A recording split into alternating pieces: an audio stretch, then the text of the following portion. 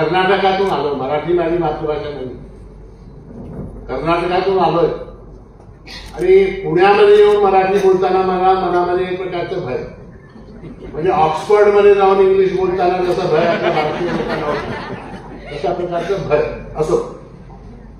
ब्राह्मण जागृती सेवा संघाचा कार्यक्रम पुण्याला आहे आणि त्याचं आमंत्रण जेव्हा अंकित काणे यांनी मला दिलं तर माझ्या मनात एक प्रश्न उठला. प्रश्न असा की ब्राह्मण जागृती खरं तर असं आहे की समाजाला जागृत करण्याचं काम ब्राह्मणाचं आणि त्या ब्राह्मणांना जागृत करण्यासाठी पुन्हा एक संस्था आपल्याला. हे काय गोडमंग आलंय बा, मला काही समजे नाही. नंतर विचार केला तर असं आढळलं मला की ब्राह्मण खरोखर झोपलेला आहे, त्याला जागृत करण्याची आवश्यकता आहे.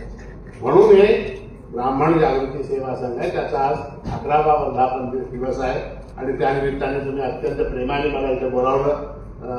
मला खूप आनंद आहे त्या गोष्टीचा आणि त्यायोगे माननीय एकनाथजी शिंदे साहेबांची भेट झाली, ओळख झाली आणि अनेक मान्यवर रचनाताई